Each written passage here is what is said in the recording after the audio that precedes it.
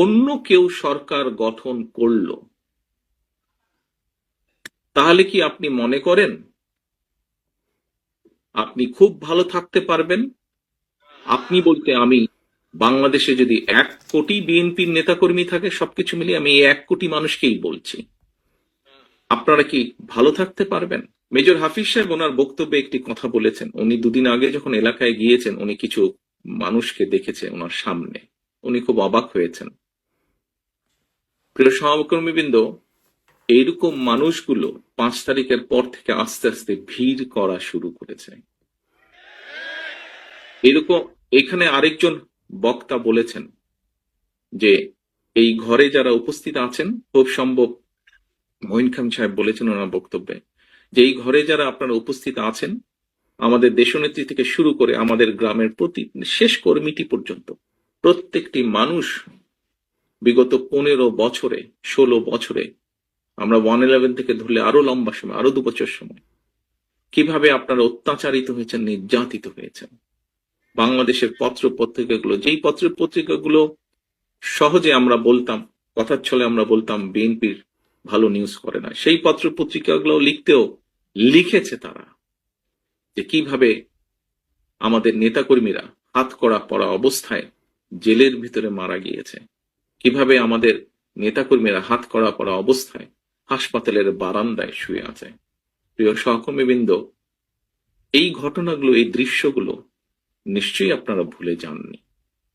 আপনারা যদি ভুলে না গিয়ে থাকেন প্রিয় সহকর্মীবৃন্দ, তাহলে আপনাদের প্রত্যেকের মনে আজকে একটি প্রশ্ন বা জিজ্ঞাসা আসা উচিত যে কেন আমরা ওই যে হাফিজ সাহেবের যাদেরকে দেখেছেন, কেন এই মানুষগুলোকে আমরা আমাদের আশেপাশে ভিড় করতে দেব? কারণ শহীদ রাষ্ট্রপতি জিয়া রহমানের প্রতি এখনো যে মানুষের ভালোবাসা, শ্রদ্ধা আছে, সেটিকে ধরে রাখার দায়িত্ব আমাদের।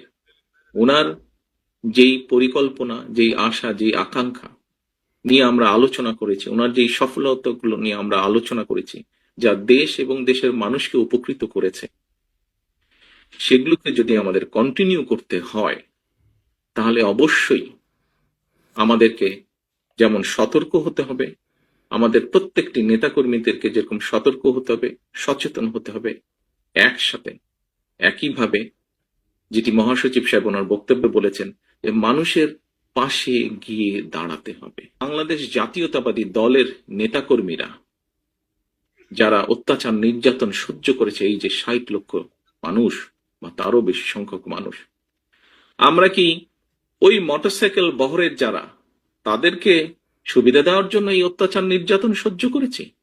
অবশ্যই নয়, অবশ্যই নয়।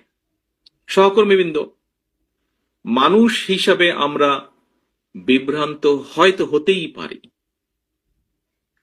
কিন্তু যে পরিস্থিতির ভিতর দিয়ে আজকে এই মুহূর্তে আমরা যেখানে এসে দাঁড়িয়েছি, সহকর্মীবৃন্দ, আমি বিনীত হাতে আপনাদের কাছে করজোরে অনুরোধ করব, এই ঘর বা এই ঘরের বাইরে নয়, সমগ্র বাংলাদেশে শহীদ রাষ্ট্রপতি জিয়া রহমান এবং দেশনেত্রী বেগম খালেদা জিয়ার যত সৈনিক, যত কর্মী আছেন, আপনাদের কাছে বিনীতভাবে অনুরোধ করব, দয়া করে আপনারা ওই মোটরসাইকেল আলাদেরকে ভিড় করতে দেবেন না। দয়া করে আপনারা নিজেদের প্রত্যেককে, দয়া করে আপনারা শহীদ রাষ্ট্রপতি জিয়া রহমানের জানাজার চিত্রটা মনে করবেন এবং দয়া করে আপনারা বিভ্রান্ত হয়ে কোনো কাজ, বিভ্রান্তিকর কোনো কাজ করা থেকে বিরত থাকেন। সহকর্মীবৃন্দ, কথা প্রসঙ্গে সবাই বলে যে একটি নিরপেক্ষ নির্বাচন হলে, বিভিন্ন আলোচক বৃন্দ বলেন যারা বিএনপি করেন না, আপনারা বিভিন্ন টক শো দেখেন, আমিও দেখি, বরং হয়তো চেষ্টা করি একটু বেশি দেখতে, যেহেতু দেশ থেকে দূরে আছে। অনেকেই বলেন যে একটি দেশে স্বাভাবিক, সুষ্ঠু, নিরপেক্ষ নির্বাচন হলে বাংলাদেশ জাতীয়তাবাদী দলের সর্বোচ্চ সম্ভাবনা আছে সরকার গঠন করার। সহকর্মীবৃন্দ, আমি আপনাদের কাছে একটি প্রশ্ন রাখতে চাই। সেই মোটরসাইকেল আলাদের তাদের নিজ স্বার্থ উদ্ধারের জন্য, বা আমাদের কিছু নেতাকর্মী বিভ্রান্ত হয়ে যদি এমন পরিস্থিতির উদ্ভব হয়, যেখানে অন্য কেউ সরকার গঠন করলো, তাহলে কি আপনি মনে করেন আপনি খুব ভালো থাকতে পারবেন? আপনি বলতে আমি, বাংলাদেশে যদি 1 কোটি বিএনপির নেতাকর্মী থাকে, সবকিছু মিলিয়ে আমি এই 1 কোটি মানুষকেই বলছি, আপনারা কি ভালো থাকতে পারবেন? কারা চলে আসবে, কি চলে আসবে আমরা জানি না। তবে আর যাই হোক, সেটা আপনাদের কারো জন্য ভালো হবে না, আমাদের কারো জন্য ভালো হবে না।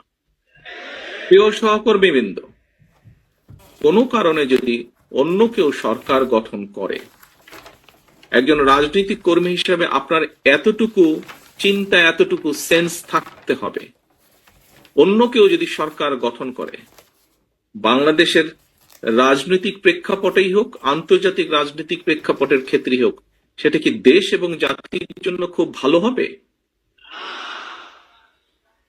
আমি দৃঢ়ভাবে বিশ্বাস করতে চাই যে আপনারা পরবর্তী যে সেকেন্ড নাটা বললেন, আপনারা বুঝে শুনেই নাটা বলেছেন। প্রিয় সহকর্মীবৃন্দ, আপনারা যদি বুঝে শুনে নাটা বলে থাকেন, তাহলে আপনারা সঠিক বলেছেন, এবং তাই যদি হয়ে থাকে, দুটো প্রশ্ন করেছি আপনাদের, দুটোতেই আপনারা না বলেছেন। প্রিয় সহকর্মীবৃন্দ, এই নাটি যদি আপনারা বুঝে শুনে এবং সত্যিকার ভাবে না বলে থাকেন, এখনো আমাদের হাতে সময় আছে মানুষের পাশে গিয়ে দাঁড়ানো। এখনো আমাদের সময় আছে, এখনো আমাদের কাছে সময় আছে মানুষ যেভাবে চায় সেভাবে চলার জন্য। দিন শেষে কিন্তু রাজনৈতিক দল হিসাবে, রাজনৈতিক কর্মী হিসাবে যাই হোক, দিন শেষে কিন্তু আপনাকে ওই লোকটার কাছে, ওই মানুষটার কাছে, ওই ভোটারটার কাছে আপনাকে যে অন্য কেউ